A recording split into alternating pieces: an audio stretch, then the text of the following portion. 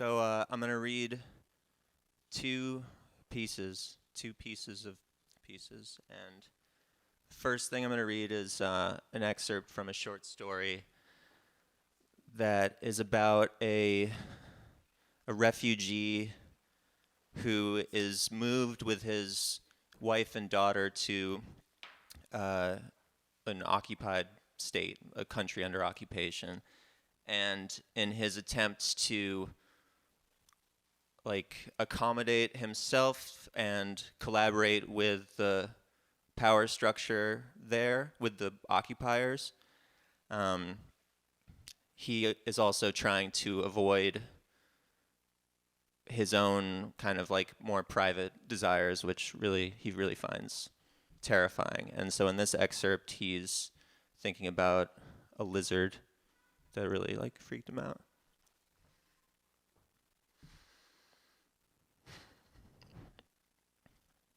The morning in question was searingly bright. Hazy tire lines unspooled out the back window, walling off mounds of shivering sediment and forcing mean vents of superheated air up from the road surface through the gaps in the bus's rubber floor pads. Flat disks of wind rotated mildly beneath each of the compartment's weak overhead fans, visibly circulating a far-off layer of yellowish dust, but crapping out high above the sweaty passengers. Preoccupied strangers and girls in headscarves sat in longitudinal rows, turned round to squint at their bleached reflections or hunched over, murmuring into grease-stained paper bags. Brinkman waited in the far rear, one hand underneath his seat bottom to steady against the convolutions of the road. They pulled into the meeting spot at the appointed time, a sand-blasted gas station whose coordinates had appeared on his instructions.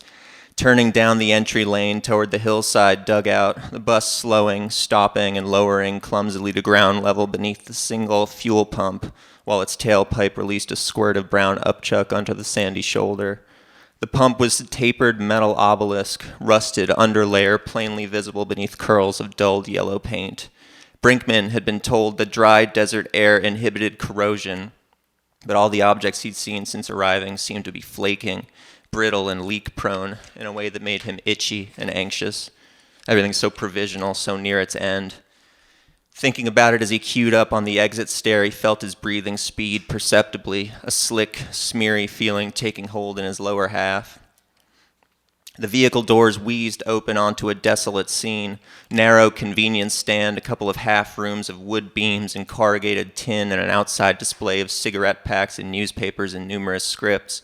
In spite of himself, Brinkman scanned the shelves, looking, he supposed, for the Beefcake magazine, whose cover he'd glimpsed on the bus, until, recovering, he quickly located the key to the rear toilet stall hung on a rusty peg nailed into the counter.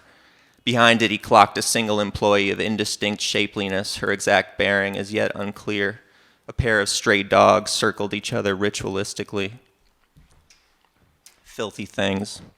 The sight alone exhausted him, especially now that he was dealing with his own bestiary situation at home. It had started innocuously enough. Rudy, he'd been told, wanted to water the gaunt alley cat in the yard, build a small wire hutch for some neighborhood hedgehogs, let a family of mice hide out in the patio trash bin. Suppose she were allowed to take them inside, too. Kitty encouraged the habit, in the stated belief that such amusements would ease the girl's transition to her new home, a sentimental argument that Brinkman had stupidly allowed to prevent him from putting his foot down. More likely, Kitty just advocated for it to upset him. He already indulged his daughter's whims to an unhealthy degree, plying her with candies and soft drinks, magazines and records. But in his weakness, he had capitulated too deeply, and now the scene at home had become positively ungovernable. Birds cackling in the closets, fish making shambolic laps of the bathtub, rats in the walls, lice on the rats, and that awful lizard. Indeed, of all the indignities, all the cascading vulgarities which Kitty had forced on Brinkman, this lizard was the worst. A rainbow dragon, supposedly an endemic local species, though he spent plenty of time in the yard of their housing complex and had never seen anything that looked remotely like it. The creature had been allowed to move freely about the apartment since it showed up, displaying none of the silent film skittishness he had observed in other reptiles of the country, who might edge themselves a nostril length out from a drainage pipe or retaining wall, make 2 or 3 fitful moves, then seem to teleport away. Now this one traveled with a kind of smooth, moderate movements typical of a tamed beast, which observation only served to confirm his suspicions that it had been procured by his wife on purpose at some sort of specialty store.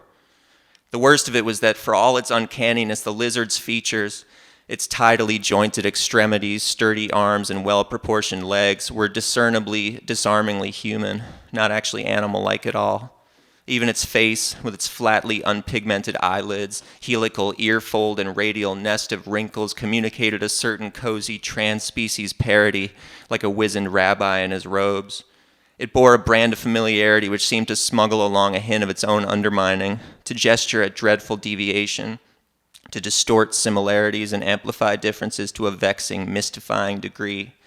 Take its claws, all cracked cartilage and knobby angles, toes distended and enveloped by half-sloughed furls of gristly, rotted skin that dragged along the creature's undercarriage, caked dirty like a set of truck mud flaps, catching and tearing constantly. The animal seemed to cough, and to do so altogether like a person, to sneeze, to sweat in spite of its crisped, papery construction. It excreted streaks of semi-solid, white-tipped shit that steamed when they hit the rug. Brinkman had always heard that reptiles were cold-blooded, dry, and still, but this one radiated a sensuous, wet warmth with pulses, liqueform flows, endless biological mechanisms bubbling away, actually audibly gurgling under what proved to be, when it came near enough to you, a vanishingly thin layer of translucent skin. The animal nauseated him, provoked something that felt, sure, like hate, but it was more than that. He was transfixed by it, by the darkened suggestions it carried, those unnameable affinities, enigma and obscenity, plethora and death. Waiting for the restroom, it was the tall woman from the bus, mild voice and dark curls fluttering against tasteful makeup, all immaculately styled in the blaring light of the parking lot. "What?" Brinkman's rejoinder came out like a bark, and he saw her flinch. Her gaze pinged as discreetly as she could manage from the bathroom key he held in one hand to his other one, which he realized had been openly stroking at his own pelvic brim. Yes, he stammered, and as she put up a hand to still his mixed messaging, he shoved the key against her palm and closed her fingers for some reason over it. She snatched her hand away but kept the key. He began again. He could see now that her face was freckled and birthmarked, which gave her an impatient, insinuatory look, or maybe it was just her pushing past him. "After you," he said, gesturing gallant, but she was already gone. That's the first one. Thank you.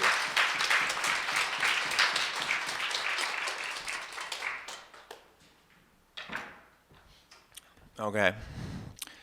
Switching gears. This is an excerpt from a novel. It's called Blockader Sisters. It's kind of like a cyberpunk kind of vibe thing. And in this excerpt, Daisy, who is a resident of a warehouse in a city that is having an acute housing crisis, is having a bunch of bad dreams.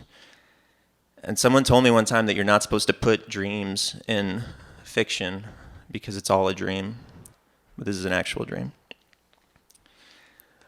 Early the next morning, visible sunlight broadening across the bedside span of painted plywood, through memories of eyelids open, then shut, then open, in that time of day's threshold non-specificity, dim and muzzily achronological, Daisy locates herself in a fitful play of dreams and consciousness. She's surprised over and over to wake and find herself alone on the loft mattress, then turns, sleeps, and misremembers again. Wide bands of voices outside the bedroom, in the kitchen, or on the couches ringing the dinner table have been spreading themselves over tangles of background sound, catching in her reveries and repeating. Scuttle of dog paws, video player ads on tinny computer speakers, analog crackle on vinyl run-out grooves, sustained conversation among indeterminate parties, unmuffled clink of glasses and bottles, a sloppy howl of combined laughter that went up sometime during the night. Sliding in and out of her inertial revolve of images and associations, the sounds in the house half register but shift, reorganize, speed or slow, become vastly sweeter or more sinister. In one dream, she and Sci-Fi are on the roof of the building, looking out onto a placid pre-dawn rendering of Calais Square. The snow cover has gone gauzy, and the air is idle, with this warmer, moist current all settled in over the street and no crowds, no protests or encampments offsetting the peaceful feel. It's still dark out, but the contours of neon signs, street lamp irises, spotlit canopies of gas station LEDs hue the winter fog a little red, little yellow, little blue. Sci-Fi leans out. Okay, sidebar. This is not Sam Benson, but shouts to him for letting me use the name. Sci-Fi leans out, right leg cocked on the roof's scalloped brick parapet, lighting a cigarette with shoulders hunched, instinctive, no wind to force the action. He makes a slow inspection at building's edge, first a lengthy gaze up into the distant reaches of Calais Street, past its jutting origin on the river's far side to where it prongs deep in the abandoned factory blocks to the north and disappears. Then a scan of Broadway's perpendicular waterside line from its emergence in the knot of darkened neighborhood alleys skirting the back end of the intersection through to the widening artery it becomes as it moves east, ducks the highway overpass, and heads downtown. I'm thinking they'll set up there, and maybe there, he says, emphasizing different points around the square with short juts of the SIG, corner window, rooftop, fire escape, once it gets light enough. Actually, even as he speaks, a further layer of illumination is announcing itself through the fog, lighting details of the view in a soft halo of distinction. Passing car beams, Daisy sees, are flashing on higher contrast lane marker yellow, the pedestrian pictograms orbing crosswalks in brighter off-white. What do you mean set up? She asks him, or anyway, sort of breathes in his direction. Her lips are moving, but the words are crudely overdubbed. She can feel the mismatch. Instead of answering, Sci-Fi holds one hand in front of the other, squinting into an imaginary rifle sight and pulls a trigger. An echo seems to bolt through her, too, as his barrel hand kicking back, the cigarette goes out. They jerk their heads in the direction of a voice. There's shouts coming from behind them, indistinct chatter, far calls, laughing, and music. This new tone coming through loudest of all, grating and winkingly familiar, but augmented, shadowed by a degree of meaning she can't parse, a party to which she isn't invited.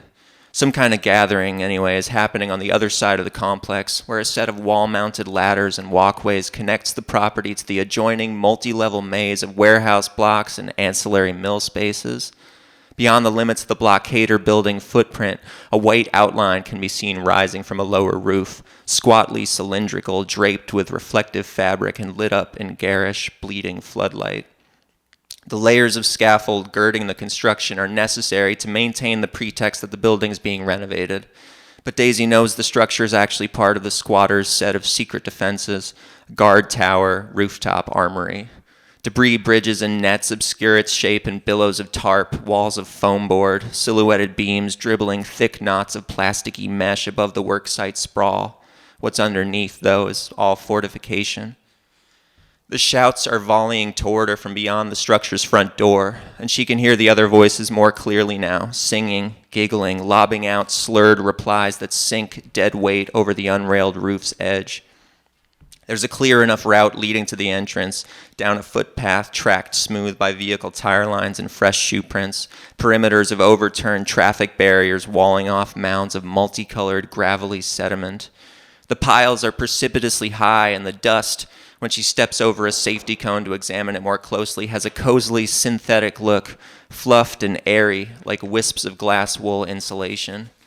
Kneeling, Daisy scoops a fistful from the crest of one ankle-high drift and, lifting the hand to her lips, blows gently into her palm. At the edge of the floodlight beam, she watches through her fingers as a layer of material begins to sand itself down, rainbow of pixels shedding slow in the sudden furl of wind. But in the instant it takes her to think it, to smile, to feel the flow of successive possibilities and dare to let them in, to indulge the sweet idea it brings, to risk being sure just then, see, really sure, that nothing will have to change, that they'll all be safe, that the house will survive, a new call goes up, and Daisy lifts her startled gaze to the door in time to see it bust open.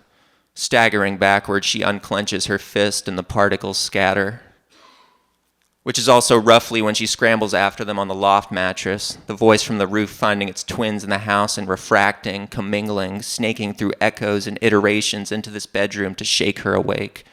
In those errant first seconds of split awareness, she manages to seize a couple of sprinklings and mound them up beside Sci-Fi's sleeping form, all along the grease mat pillow where they glint like jewels in the half-light before she chuckles, turns over, and at some length, opens her eyes again, for real this time. The glittering particles aren't there, and neither, it so happens, is Sci-Fi. She'd been a couple of dreams deep. In the real world, it's daytime, and the bed is empty.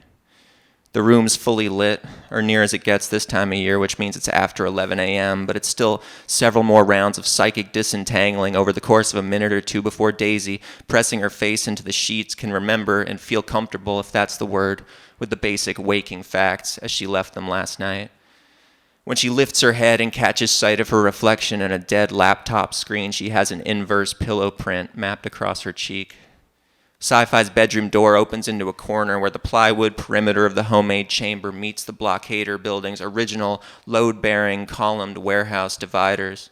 If it's not an altogether practical layout, it does form this snug little junction spot in which Poser can often be found sleeping, open box with gangly limbs and long tail stuck out like a drawer of broken pencils.